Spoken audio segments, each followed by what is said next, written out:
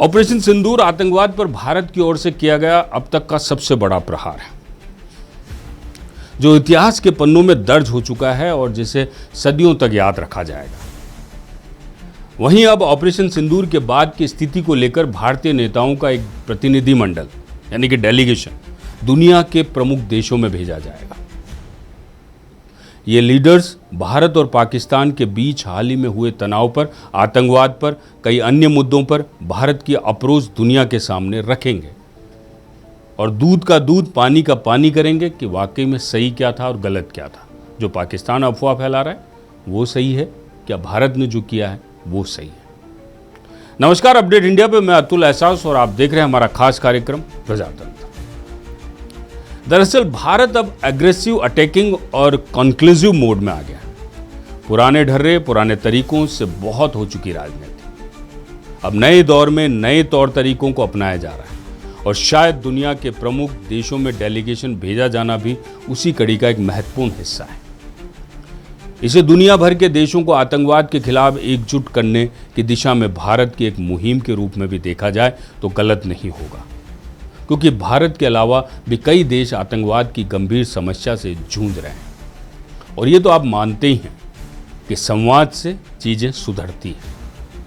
अगर हमारा डेलीगेशन अन्य देशों के साथ संवाद करता है और उन्हें बताता है तो शायद वो बेहतर तरीके से समझा पाएगा कि आतंकवाद से जूझ रहे सारे देशों की जो कहीं विडंबना है उसे कैसे बेहतर ढंग से निपटा जा सकता है।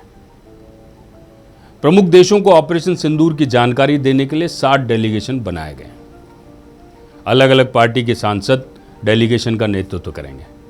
बीजेपी से रविशंकर और बैजयंत पांडा, शिवसेना से श्रीकांत यानी कि एकनाथ शिंदे के गुट से हैं और डीएमके से कनिमोझी करुणानिधि और साथ ही एनसीपी से सुप्रिया सुले, जेडीयू से सांसद संजय कुमार डेलीगेशन का नेतृत्व करेंगे।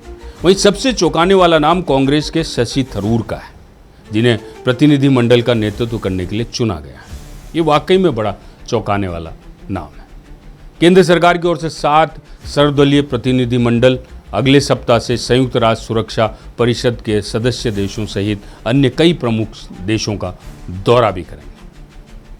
वहीं ऑल पार्टी डेलीगेशन को लेकर कांग्रेस ने आपत्ति जताई है। उनका कहना है कि उसकी तरफ से दिए गए नामों में से एक भी नाम केंद्र सरकार की लिस्ट में शामिल नहीं है।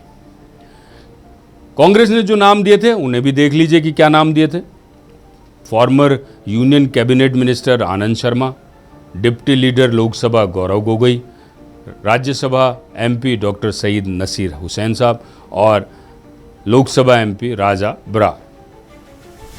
है ना कमाल की बात। इस ऑल पार्टी डेलीगेशन में विपक्षी दल के नेताओं को शामिल किया गया है, लेकिन कांग्रेस इसमें भागीदार है भी और नहीं भी है इसलिए क्योंकि कांग्रेस के शशि थरूर और अन्य नेता भी इसमें शामिल हैं, और नहीं इसलिए क्योंकि कांग्रेस ने जो नाम भेजे वो केंद्र सरकार ने सेलेक्ट नहीं किया। गजब की बात है। हमें तो लगता है कि पीएम मोदी ने ऐसा इसलिए किया होगा क्योंकि अपने फैसलों से देश दुनिया को चौंकाने वाला जो रिकॉर्ड उन्होंने बनाया है उसे और सॉलिड कर रहे हैं। खैर, कांग्रेस के महासचिव जयराम रमेश ने बीते दिनों एक प्रेस कॉन्फ्रेंस कर कुछ अपनी मांगें उठाई थी। हमने आपको बताया भी था, आपने सुनी भी होगी। कुछ सवाल भी उठाए थे उन्होंने। ऑपरेशन सिंदूर को लेकर बहुत सारे सवाल भी उठाए। प्रधानमंत्री मोदी की अध्यक्षता में उन्होंने कहा कि जो सीज फायर किया गया उस पर सर्वदलीय बैठक बुलाई जाए और बताया जाए कि सीज फायर क्यों किया गया। पार्लियामेंट का एक विशेष सत्र बुलाया जाए जिसमें इस पर डिस्कस किया जाए कि ये जो ऑपरेशन सिंदूर था ये क्या था और इस पर सीज फायर क्यों किया गया। प्रधानमंत्री मोदी खुद सर्वदलीय बैठक में आते नहीं हैं, उन्हें आना चाहिए। खत का जवाब नहीं देते हैं, पार्लियामेंट का विशेष सत्र बुलाने के लिए तैयार नहीं है और दूसरी तरफ एनडीए के मुख्यमंत्रियों से विशेष बैठक करवा रहे हैं, रैलियां करवा रहे हैं जिसमें तिरंगा रैली आपने देखी। ये राजनीतिकरण नहीं है तो क्या है, ऐसा जयराम रमेश का कहना है। चूंकि अब दुनिया के सामने भारत का पक्ष रखा जाएगा और कांग्रेस सहित अन्य विपक्षी दलों के नेता देश का दृष्टिकोण रखेंगे, ऐसे में एक सवाल ये भी है कि क्या कांग्रेस शशि थरूर का विरोध करेगी जो सर्वदलीय डेलीगेशन का एक हिस्सा है। क्योंकि कांग्रेस ने उनका नाम भेजा नहीं था, लेकिन केंद्र सरकार ने थरूर को चुना है। पिछले दिनों आपने एक प्रेस कॉन्फ्रेंस तो नहीं कहूँगा, एक तरीके से एक बैठक थी या एक सभा थी, उसमें शशि थरूर और मोदी खुद आमने सामने थे, यानी कि साथ में एक ही मंच साझा कर रहे थे। वहाँ पे वो शशि थरूर से मिलते हैं, बड़ी गर्मजोशी से मिलते हैं और भाषण में कहते हैं कि शशि थरूर आज बैठे हैं यहाँ पर, बहुत सारे लोगों की नींद उड़ जाएगी। शायद ये नींद उड़ाने वाला ही काम था जिसमें कि उन्होंने शशि थरूर को शामिल किया डेलीगेशन। ये पहली बार नहीं है जब सत्ता चला रही सरकार विपक्षी दलों के नेताओं को डेलीगेशन में विदेशी धरती पर भारत का पक्ष रखने के लिए भेज रही है। याद कीजिए वर्ष 1994 में जब विपक्ष में होने के बावजूद उस समय के प्रधानमंत्री पीवी नरसिम्हा राव ने भाजपा के वरिष्ठ नेता अटल बिहारी वाजपेयी को संयुक्त राष्ट्र मानवाधिकार आयोग भेजे गए एक प्रतिनिधिमंडल का नेतृत्व सौंपा था। उस समय पाकिस्तान ने संयुक्त राष्ट्र मानवाधिकार आयोग में इस्लामी देशों के समूह OIC के जरिए प्रस्ताव रखा था कि पाकिस्तान ने कश्मीर में हो रहे कथित मानवाधिकार उल्लंघन को लेकर भारत की निंदा की थी। ऐसे में केंद्र सरकार पर संकट ये था कि अगर ये प्रस्ताव पास हो जाता तो भारत को संयुक्त राष्ट्र सुरक्षा परिषद के कड़े आर्थिक प्रतिबंधों का सामना करना पड़ सकता था।